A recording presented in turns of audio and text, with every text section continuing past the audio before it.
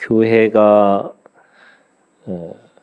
예루살렘과 온 유대와 사마리아와 땅 끝까지 이르러 내 증인이 되리라 이렇게 얘기하셨죠. 근데 그 증인이라는 말은 원래 이 헬라어로는 마르투스라는 말인데 나중에 이 마르투스라는 말이 영어의 순교자라고 하는 그런 의미를 가지고 변화되는 것을 우리가 알 수가 있습니다. 그러니까 우리가 말하는 증인이라고 하는 것은 단순하게 보고 들은 사람만이 아니라 그 보고 들은 것에 대해서 목숨을 걸고 지키는 사람, 그것이 증인이라고 할 수가 있죠. 그런 의미에서 오늘 우리가 읽은 이 사도행전 6장 8절에서 15절에 있는 이 말씀은 첫 번째 증인 또는 첫 번째 순교자의 이야기를 하고 있습니다. 스데반 집사의 순교의 이야기가 오늘 이 6장 8절에서부터 시작해서 7장에 있는 이 스데반의 설교까지 해서 자기가 어떻게 하나님의 말씀을 이해하고 또 어떻게 하나님의 말씀을 전해야 되는지를 고백함으로 인해서 결국에는 첫 번째 초대교회의 순교자가 됩니다. 목숨을 걸고 자신이 듣고 본 것을 그 진리를 목숨을 가지고 지켜낸 사람이라고 할 수가 있죠. 그런 의미에서 이 스테반이라고 하는 이름의 뜻이 이 스테파노라는 이 면류관 또는 어떤 관에 대한 자신에 대해서 이야기를 하고 있습니다. 이 순교자 면류관이라는 뜻은 이 고난 후에 주어지는 보상적인 선물 또는 그 영광을 뜻하는 이 스테파노라고 하는 이 면류관의 뜻은 결국 그 삶에 결국에는 그 증인의 삶으로 살아가는 결과라고 할 수가 있습니다.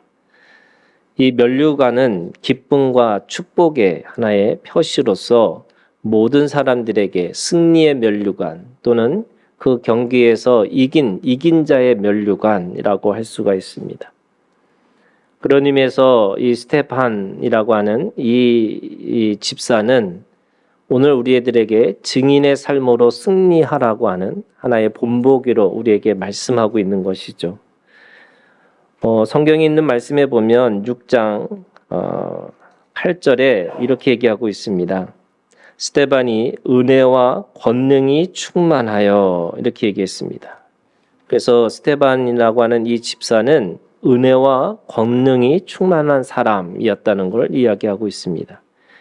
이 은혜라고 하는 것을 우리는 카리스라고 얘기하고 이 권능이라고 하는 것을 은사라고 해서 카리스마라고 얘기합니다.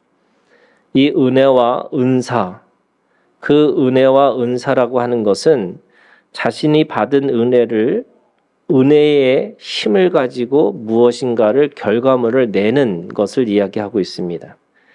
이 권능이라고 하는 말은 은혜를 받은 사람이 그 은혜 받은 것에 대한 결과로 또는 은혜의 열매를 맺고 산다라고 이야기하고 있는 거죠. 그러니까 사랑이라는 말은 어떤 의미가 있냐면 봉사라는 말과 같은 겁니다. 그러니까 사랑과 봉사가 같이 가는 거죠. 말과 행동이 일치하는 그런 삶이라고 하는 것을 알 수가 있습니다. 우리가 은혜 받았다라고 말을 해놓고는 사람들이 대부분이 은혜 받은 삶으로 살아가는 게 아니고 거꾸로 세상 사람보다도 더 인색하고 또 어떤 세상의 사람들보다 더 부도덕한 삶을 살아가는 거. 그러니까 그거를 은혜가 있는데 권능이 없는 거죠. 그런데 권능이 없다라는 말은 동시에 사실은 은혜를 받았다고 하지만 은혜도 없다라고 얘기하는 겁니다. 그래서 은혜와 권능이라고 하는 것은 같이 말과 행동처럼 또는 믿음과 그 행위처럼 사랑이 있으면 그 사랑 속에 봉사가 당연하게 따라오는 것이라고 이렇게 얘기하는 겁니다. 그 그런 의미에서 이 8절에 있는 말씀에 은혜와 권능이 충만해서 큰 기사와 표적을 민간에 행하니 이렇게 되어 있습니다. 그 은혜라고 하는 사랑의 경험을 해본 사람만이 권능, 사랑의 힘을 가지고 살아내니까 그 안에 기사와 표적이 나타났다라고 이야기하고 있습니다. 우리가 생각하는 사랑이라는 것은 논리적이고 합리적이고 그래서 그럴 수밖에 없는 그런 것이 아니고요. 도저히 그럴 수 없음에도 불구하고 그런 일들이 벌어지는 것이 바로 사랑의 힘이라고 할 수가 있는 겁니다.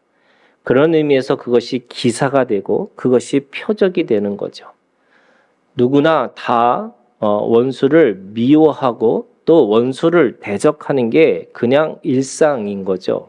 그런데 원수를 사랑하고 그 원수를 사랑하니까 그 원수의 변화가 일어나는 기사와 표적이 일어난다고 이야기하고 있는 겁니다. 세 번째는 이 스데반이라고 하는 이 면류관의 은혜와 그리고 그 은혜와 권능을 가지고 있는 이 스데반은 10절에 있는 말씀에 뭐라고 표현하고 있냐면 스데반이 지혜와 성령으로 말함을 이렇게 얘기하고 있습니다. 그러니까 지혜와 성령을 말하는 사람. 그래서 말씀을 가지고 있는데 그 말씀에 지혜가 있다는 거예요.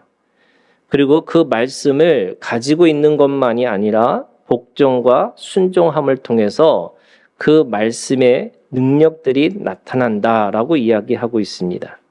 그러고 나니까 10절에 그들이 능히 당하지 못하여 이렇게 얘기합니다. 근데 그들이 누굴까? 그들은 9절에 설명하고 있습니다. 그들은 누구냐면 이른바 자유민들 이렇게 설명하고 있죠. 이 자유민들이라는 말은 주전 63년에 폼페이에 의해서 로마로 포로로 잡혀갔던 사람들이 그 노예에서 해방된 사람들, 그래서 그 사람들을 자유인이라고 이야기하고 있는 거죠. 그 사람들이 다시 예루살렘에 와서 그들만의 공동체를 이루고 살아가는 사람들이라고 합니다. 거기에는 고레네인, 알렉산드리아인, 길르기아와 아시아에 온 사람들이라고 표현하고 있습니다. 그러니까 디아스포라라고 하는 유대인들이 어쩔 수 없이 끌려갔다가 그들이 다시 자유인이 돼가지고 다시 돌아오는데 그 안에 있는 사람들이 구레네인이라는 말은 지금의 리비아를 얘기하고 있습니다. 그리고 알렉산드리아, 거기는 이집트의 이 지역 지명입니다.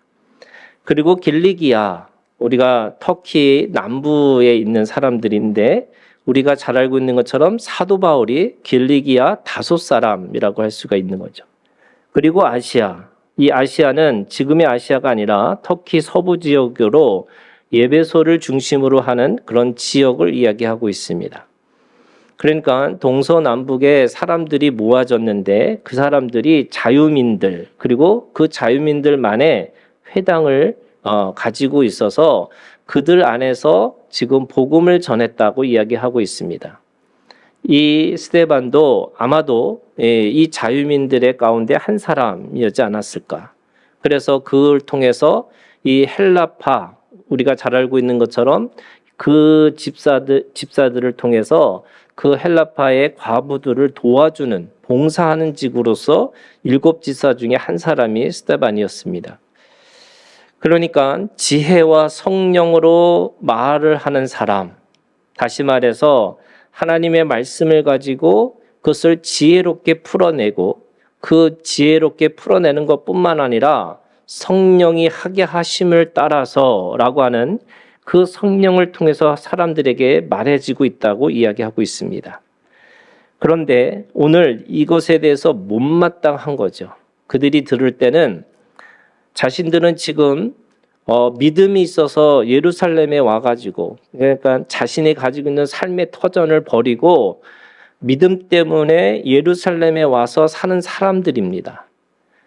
그들은 아람어를 쓰는 것이 아니라 그리스어를 통해서 자신들의 공동체를 꾸리고 있지만 그들의 가지고 있는 삶의 기반은 뭐냐면 유대인들, 다시 말해서 구약의 말씀을 철저하게 지키고 있는 그런 사람들입니다.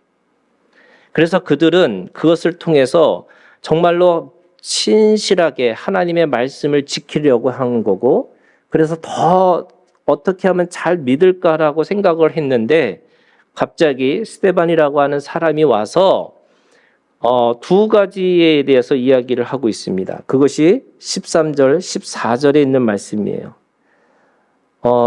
거짓 증인들을 세우니 이르되 이 사람이 이 거룩한 곳과 율법을 거슬러 말하기를 마지 아니하는도다. 그의 말에 이 나사렛 예수가 이곳을 헐고 또 모세가 우리에게 전하여 준 규례를 고치겠다 함을 우리가 들었노라. 그러니까 이 사람들이 가지고 있는 이 마음에 부딪히는 것이 두 가지가 있었는데, 하나는 뭐냐면요, 자신들은 이 건물 성전, 다시 말해서 지금 믿음이 너무 좋아서 자신이 가지고 있는 모든 것들을 버리고 예루살렘 바로 성전 곁에서 살고 있는데 이 성전이 쓸모없는 것처럼 말하고 있다. 그래서 기분이 나쁜 거죠. 또는 자신이 가지고 있는 어떤 삶의 기준 때문에 자신이 정말 이걸 다 포기하고 이것으로 왔는데 어떻게 이것이 필요 없는 것처럼 이야기할까? 이것이 첫 번째였고요. 두 번째는 그것을 기반으로 하는 율법 생활.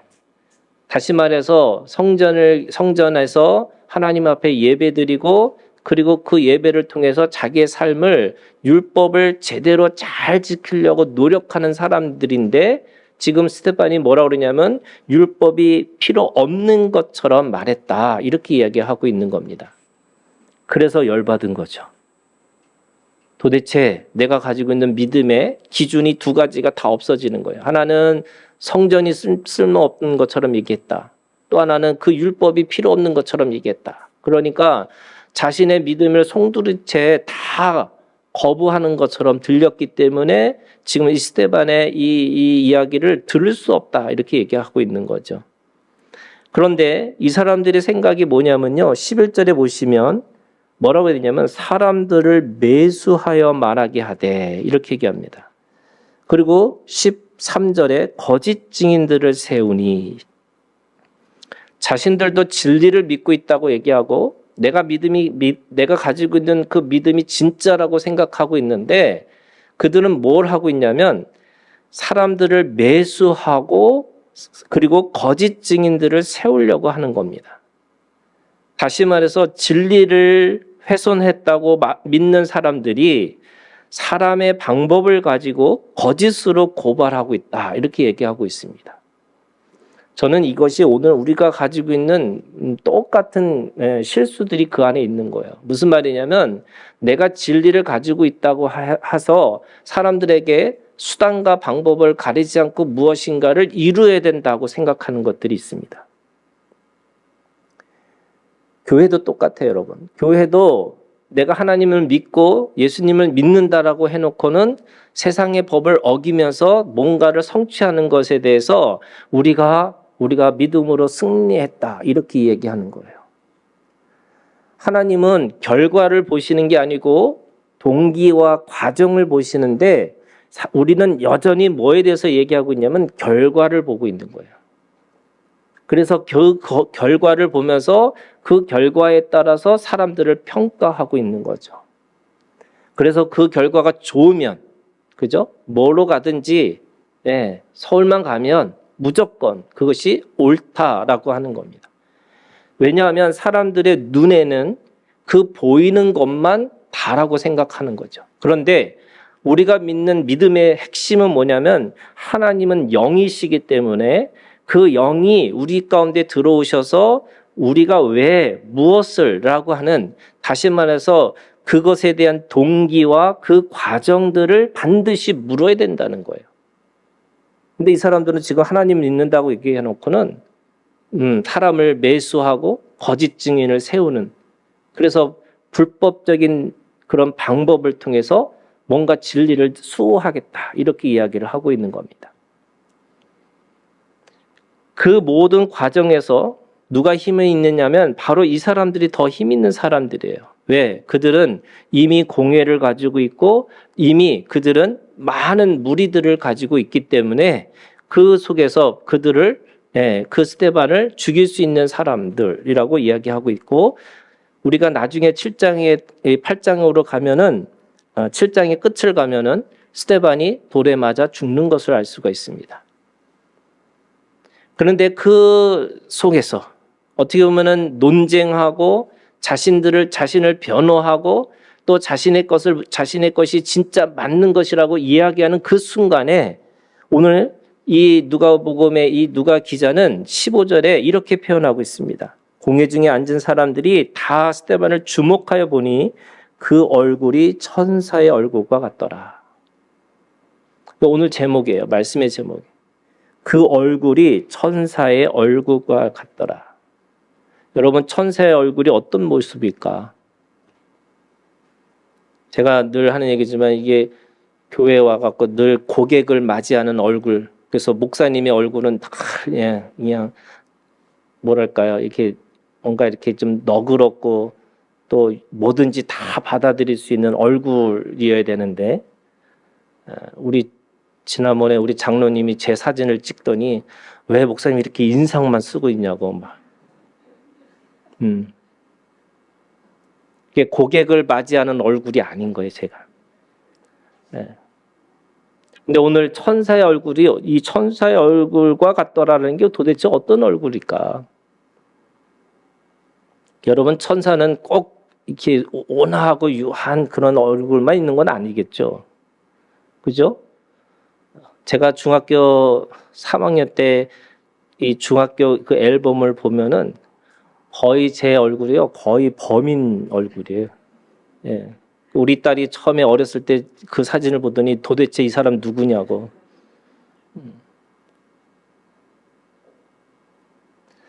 그러면 그 천사의 그 얼굴과 같다라고 하는 이 스데반의 얼굴에 대한 오늘 우리가 함께 그것을 바라보는 건데, 지금 얼굴, 하나님의 얼굴과 같은 이 천사의 얼굴이라는 말이 그 무슨 말이냐면 영적인 얼굴이라는 거예요. 그러니까 우리가 세상의 사람들이 보고 있는 그런 얼굴이 아니라 도저히 사람들이 바라볼 수 없는 어떤 얼굴의 그 모습을 가지고 있다라고 이야기하고 있습니다. 출애굽기 33장 20절에 네가 내 얼굴을 보지 못하리니 나를 보고 살 자가 없습니다. 이렇게 얘기합니다. 하나님은 하나님의 얼굴을 보는 자에게 하나님을 볼 사람이 없다. 이렇게 얘기하죠. 근데 여러분, 우리가 잘 알고 있는 것처럼 모세는 하나님의 얼굴을 보고 그 얼굴을 통해서 그 빛이 났다. 이렇게 표현하고 있습니다. 모세가 호렙산에서 40일 동안 하나님을 만나고 돌아왔을 때 그의 얼굴에서 광채가 나서 사람들이 그를 두려워했고 모세는 얼굴에 수건을 썼던 일이 있었습니다. 그래서 우리가 오늘 이게 얼굴을 이렇게 사실은 우리가 믿음 생활이라는 게 뭐냐? 여러분, 얼굴을 바꾸는 성령의 시간입니다. 이거 믿으셔야 돼요. 예. 이게 얼굴이 변화되기를 주님의 이름으로 축원합니다. 이게 우리의 믿음이라는 게 어떠냐? 결과적으로는 이게 뭔가를 이루고 살아가는 것이 아니고요. 내 얼굴을 바꾸고 살아가는 거예요. 그런데 그 얼굴을 바꾸는 게 어떻게 보면은 우리가 어떻게 바꿀 것인가라고 하는 것이 오늘 이 말씀에서 우리에게 가르치고 있는 겁니다. 레위기 19장 32절에 이런 말씀이 있어요. 너는 샘머리 앞에서 일어서고 노인의 얼굴을 공경하며 네 하나님을 경외하라. 이렇게 얘기합니다. 우리가 하나님께서 우리에게 말씀하시는 것 중에 하나가 노인의 얼굴을 공경하라라는 거예요. 이 노인의 얼굴이라는 게 도대체 뭘까? 우리는 피부도 그냥 탱탱하고 그리고 뭔가 이렇게 주름도 없고 뭔가 그래도 그냥 곱게 자란 얼굴이다. 그런 얼굴이 좋은 얼굴이라는 게 아니고요. 인생의 모든 풍파를 다 지나고 나서도 여전히 제가 표현이 좀 그렇지만 여러분, 짐승의 얼굴이 아니라 사람의 얼굴을 하는 것이 맞다는 거예요. 저는 이 자본주의 사회에서요, 여러분, 사람들이 뭔가 내가 노력하지 않고 그리고 내가 뭔가 애쓰지 않으면 절대로 얻을 것이 내가 나에게 올 것이 없다고 생각하니까 어떤 눈을 가지고 어떤 얼굴을 하고 사느냐면 짐승의 얼굴 같이 사는 거예요. 그래서 이 짐승의 얼굴이라는 게 뭐냐? 눈은 뱀의 눈이죠. 어떻게든지 남의 약점을 잡으려고 하는 거예요. 내 입술은 누군가에게 거짓과 지금 그러잖아요. 거짓 증인을 세우고 그리고 누군가를 매수하는 그런 말을 통해서 누군가에게 혹할 수 있는 말을 하나 더 해가지고 무엇인가를 쟁취하려고 하는 거죠. 그래서 눈도 빠르고 내 입도 빨라서 무엇인가를 얻어내는 그 짐승의 얼굴이 아니라 여러분 이 노인의 얼굴이라는 게 그런 거예요. 모든 인생의 것들을 다 경험했지만 그럼에도 불구하고 사람의 얼굴을 하고 살아가는 사람. 하나님은 우리에게 이 천사의 얼굴과 같다라고 하는 게 도저히 어떻게 보면은 사람의 얼굴처럼 보이지 않고 뭔가 다른 얼굴처럼 보였다라고 하지만 사실은 저는 그게 더 사람다움에 하나님이 우리에게 원하시는 얼굴은 하나님의 얼굴이 아니라 사람다움, 내가 하나님의 사람으로서 살아갈 수 있는 그래서 동기도 묻고 과정도 묻고 그것이 진짜 뭔가 맞는 것이라고 끊임없이 그것을 묻고 살아가는 사람의 얼굴, 그 얼굴을 가지고 살라고 하시는 거예요. 저는 이 현대인들의 모습 속에서 어떤 걸 보냐면요. 이 좀비와 같은 거예요. 좀비. 뭔가 이 좀비 제가 그 미국에 있는 그 미국 드라마 워킹 데드를 보면서 깜짝 놀랐던 것 중에 하나가 그거예요. 좀비는 서로 대화하지도 않아요. 그냥 꾸룩꾸룩꾸룩 하고 소리만 내고요. 그리고 피를 빨아먹기 위해서 끊임없이 몰려다니고요. 그리고 묻지 마. 무조건 가서 물어 뜯어갖고 피를 먹는 거예요. 그렇다고 해서 자기가 사는 게 아니에요. 예. 그냥 남을 끊임없이 해치면서 살아가는 그 좀비와 같은 사람의 모습이 저는 그게 지금의 우리의 묵시록과 같은 거예요. 오늘 우리들의 모습이 한 번이라도 생각을 하고 한 번이라도 왜 그렇게 해야 되는지를 생각하고 살아야 되는데 오늘 그런 생각 없이 그냥 살아가고 있는 거죠. 왜요?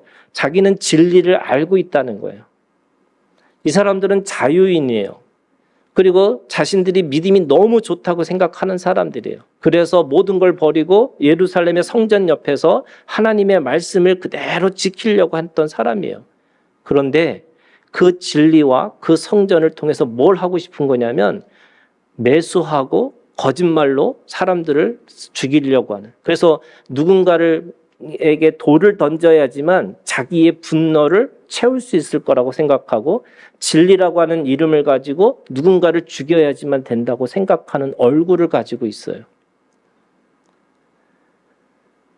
마태복음 17장 2절에 예수님의 얼굴이 그 얼굴이 해같이 빛났다라고 얘기합니다. 자, 그러면 여러분 하나님의 얼굴을 본 사람이 없어요. 그런데 모세는 하나님의 얼굴을 보고 그에게 빛같이 빛났다라고 얘기합니다. 그러면 오늘 우리가 그러면 하나님의 얼굴을 찾을 수가 없는가? 시편 27편에 이렇게 말씀합니다. 여러분 우리가 읽지는 않았는데 27편 8절에 이렇게 얘기하고 있어요. 너희는 내 얼굴을 찾으라 하실 때에 내가 마음으로 주께 말하되 여호와여 내가 주의 얼굴을 찾으리이다. 하나님이 자신의 가지고 있는 그 마음에서 얼굴을 보는 자는 죽는 것이라고 말하지만 사실은 그 얼굴을 찾으라고 말씀하세요. 그 얼굴을 회복하고 살라고 말씀하세요. 하나님은 우리에게 임하고 내이라고 하는 하나님의 형상대로 우리를 지으셨는데 사실은 우리의 마음이 하나님 앞에 있으면 사실은 그 얼굴을 찾아가면서 살아갈 수 있다고 말씀하시는 거고 하나님을 보는 것이 누구를 보는 거냐면 예수 그리스도를 통해서 우리가 하나님을 만날 수 있게끔 만드셨어요. 그래서 오늘 그 얼굴을 보는 자가 치유가 평화와 하나님의 은혜, 구원의 역사가 일어날 것이라고 말씀하고 있습니다. 그런 의미에서 여러분, 오늘 이 말씀의 주제가 그런 거예요, 여러분. 어떻게 얼굴을 바꿀 것인가? 성령의 나라에서 진정한 성령의 이 방법을 제가 찾아드리려는 거예요. 자, 오늘 27편 4절이 성령하는 방식입니다. 4절에 보세요. 내가 여호와께 바라는 한 가지 일, 그것을 구하리니 곧 내가 내 평생에 여호와의 집에 살면서 여호와의 아름다움을 바라보며 그의 성전에서 사모하는 그것이라. 세 가지를 얘기하고 있어요. 첫 번째, 여호와의 집에 사는 거. 저는 이게 뭐냐면요, 이런 거예요, 여러분. 여러분, 오늘 우리가 하나님 앞에 어느 곳에 거하고 살아갈 것인가? 여러분의 집이 어디예요? 내가 세상에서 살아가면 여러분 세상은 뭐냐면 사자와 전갈과 모든 것들이 서로 죽이고 죽이는, 그래서 동물의 세계처럼 사는데, 여호와의 집에 거하는 자는 하나님 아버지가 계시고 내 신랑 예수 그리스도가 있고 성령의 내 친구와 같은 내 성령이 내 안에 계셔서 그 안에서 진정한 관계를 맺고 살아갈 수 있다는 거예요. 그래서 그 여호와의 집에 거하라라고 얘기하세요. 그러면 오늘 우리가 가지고 있는 이 하나님의 얼굴을, 천사의 얼굴을 가지고 산다는 게 뭐냐면 하나님의 집에 거하고 사는 거. 이게 뭐예요? 관계하는 거예요, 여러분. 하나님이 오늘 우리 가운데 관계하라는 거예요. 누구를 수단으로 사용하지 말고 누구를 이용하지 말고 사람의 있는 그대로를 가지고 관계하라는 거예요. 그러면 여러분, 관계할 때 그게 쉬운 건가요? 쉽지 않죠. 그 관계하라는 말은 오늘 그 가지고 있는 그 삶에 대해서 그대로 받아들이면서 함께 그거를 살아내고자 하는 그런 마음을 가지고 살라는 거예요. 이게 중요해요, 여러분. 같이 살고자 하는 마음을 가지고 사는 거예요. 제가 어떤 분한테 계속 뭐라고 자꾸 뭔가 얘기를 하길래 제가 그랬어요. 모든 사람들을 자기 아들로, 특별히 교회 안에 있는 사람들은 그 모든 사람을 다 아들로 생각하고 받아들이시라고. 여러분, 아들 뭐예요? 왼수예요. 그런데 여러분, 왼수하고 살아내셔야죠. 그게 여호와의 집에 거하겠다라고 하는 믿음이에요. 두 번째는요, 여호와의 아름다움을 바라보라, 이렇게 얘기합니다. 여호와의 아름다움. 하나님이 주신 아름다움이라는 게 있는데, 여러분, 이 아름다움이라는 게 뭐냐면 오늘 우리에게 진선미예요. 진이 뭐예요? 진리예요. 선이 뭐예요, 여러분? 하나님 앞에서 선을 행하고 살아가는 거예요. 미는 뭐예요? 하나님 앞에 함께 조화를 이루고 살아가는 거예요. 그래서 오늘 우리가 주님 안에서 뭐 하느냐? 여러분, 진리를 추구하고 그 진리 속에서 내가 어떻게 그 진리를 따라서 살아야 되고 또 그 따라가는 데 있어서 어떻게 그것과 연합하고 조화를 이루고 살 것인가, 그거를 바라보라는 거예요. 그러면 하나님의 집에 거한다는 게 뭐냐? 오늘 우리에게 진실이, 또 우리에게 선함이, 또 우리에게 아름다움이 무엇인지를 늘 그것을 바라보고 살아가는 거예요. 이게 여러분, 이런 거와 같은 거예요, 여러분. 내가 못마땅하고 내가 마음에 안 든다 할지라도 여러분, 진실이 뭔지를 물으셔야 돼요. 하나님 앞에 선함이 무엇인지, 그리고 그것이 얼마나 그것이 조화를 이루을 것인지를 생각해 보라는 거예요. 그러면서 세 번째, 성전에서 사모하는 것이다, 이렇게 얘기했는데, 여러분, 이 사모라는 게 뭐냐면 묵상하다 또는 질문하다라는 뜻이에요. 이게 무슨 말이냐? 여러분, 진리가 뭐지? 물어보셔야 돼요. 내가 가장 선함이 무엇인지 질문해 하시는 거예요. 내가 하나님 앞에서 어떻게 조화를 이룰 것인가에 대해서 여러분 질문하셔야 돼요. 그걸 성전에서 질문하는 자, 성전에서 묵상하는 자, 성전에서 생각해 보는 자라는 거예요. 그래서 여러분 믿음은 여러분 이렇게 생각하세요. 믿음은 생각하는 거예요. 저는 우리 교회가 왜 지금 이렇게 무너질 수밖에 없을까?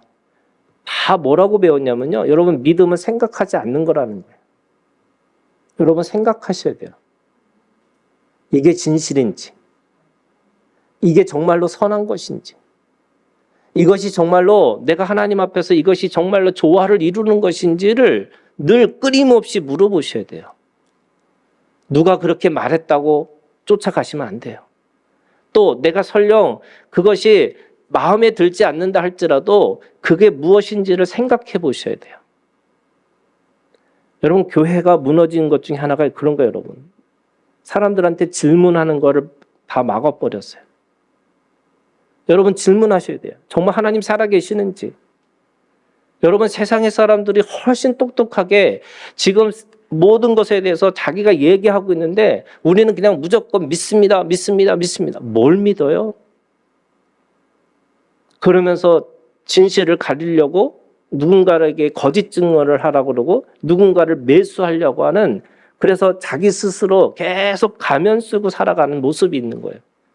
여러분 가면이 쓰는데 이 가면이 언젠가 벗겨지게 돼 있어요. 반드시. 여러분 가면을 벗으려면 어떻게 했냐? 질문하셔야 돼요. 그래서 제가 뭐라고 얘기할 때도 질문하셔야 돼요. 목사님 그게 맞는 거예요? 네. 무조건 목사님이 맞아. 안 맞을 수 있다니까요. 서로에게 질문하세요. 여러분 질문이 나쁜 게 아니에요. 질문했다고 기분 나빠하는 사람, 그 사람 나쁜 사람이에요. 네. 질문하셔야 돼요. 질문. 네. 무슨 질문조차도 못하게 만들어요. 그러니까 오늘 하나님 앞에 질문하라는 거예요. 성전에서 질문하라는 거예요. 하나님 정말 하나님 살아계시냐고, 하나님 정말 우리와 함께 계시느냐고, 하나님 정말 이것에서 어떻게 해야 되는지 하나님 앞에 질문하고, 여러분 그 질문을 가지고 늘 끊임없이 추구하는 거예요. 뭐를요? 진선미를, 진리를, 선함을, 아름다움을 추구하고 살아가면서 그 안에서 내가 거주하는 걸, 영원히 하나님과 그렇게 거하면서 내가 살겠노라고. 사람들이 얘기해요. 언제까지 내가 이렇게 물어보고 언제까지 뭘 해야 됩니까? 여러분 죽을 때까지 하셔야 돼요. 죽을 때까지. 내가 일어섰다 하는 순간에 넘어질 수 있어요. 근데 여러분 문제는 뭐예요? 넘어져서 안 일어나는 사람이 죄인이에요. 넘어지면 다시 일어나셔야 돼요. 이것도 믿음이에요, 여러분. 누구나 넘어질 수 있어요. 누구나 실수할 수 있어요. 누구나 잘못할 수 있어요. 그러면 그냥 다시 일어나서 다시 시작하시면 돼요. 그러면 어떻게 되느냐? 27편 1절에 이렇게 얘기합니다. 여호와는 나의 빛이요 나의 구원이시니 내가 누구를 두려워하려? 여호와는 내 생명의 능력이시니 내가 누구를 무서워하려? 무슨 말이냐? 두렵고 무서워하지 않는, 그래서 뭔가에 떨고 있는 얼굴이 아니라는 거예요, 여러분. 내가 그 진리 가운데 거하고 내가 그 하나님에 살다 보니까 더 이상 두려움의 얼굴이 아니고 무서워하는 얼굴이 아니라는 거예요. 여러분 이 얼굴로 변화되기를 주님의 이름으로 축원합니다. 예. 그래서 여러분 얼굴 보면 제가 가끔 그런 얘기하는데 제발 얼굴 값을 하고 사시라고. 여러분들이 얼마나 이쁜지 아세요? 아셔야 돼요. 그래서 거울을 보고 가끔 이렇게 얘기하세요. 너무 이쁘다고. 아니 세상의 사람들도 한다니까요. 세상의 사람들도 뭐 자기네들이 무슨 긍정의 뭐 무슨 그런 에너지를 가져야 된다고 거울을 보고 너무 이쁘다, 너무 이쁘다, 너무 이쁘다 3번 외치라는 거예요. 그런데 우리는 긍정의 에너지가 아니고요. 여러분 하나님이 말씀하셨어요. 여러분들이 최고의 걸작품으로 여러분들을 만드셨다고요. 그래서 거울 보고 얘기하세요. 이쁘다고. 저는 깜짝깜짝 놀랄 때가 있어요. 저 거울 보면서.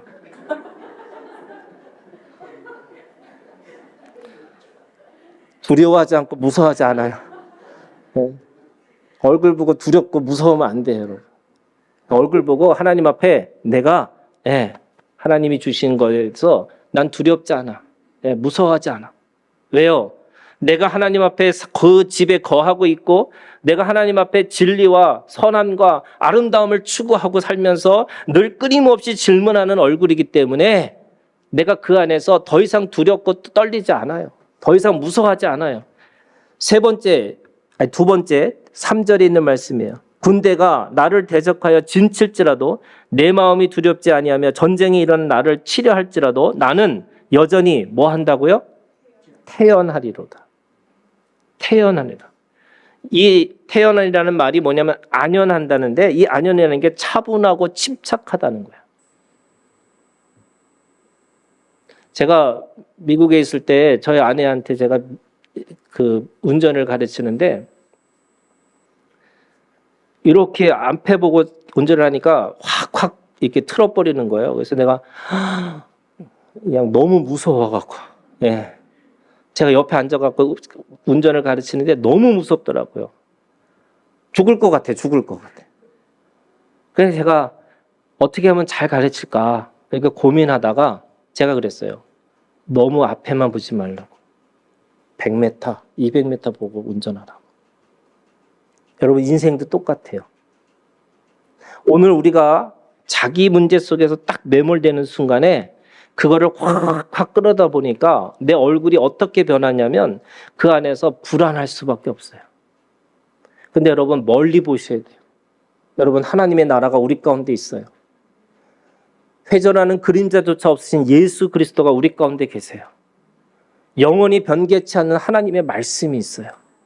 여러분 그거 보시고 인생을 끌고 가셔야 돼요. 그래야지 내 안에 연연하지 않고 내가 그 안에서 하나님 앞에서 태연하게 살아갈 수 있는 거죠.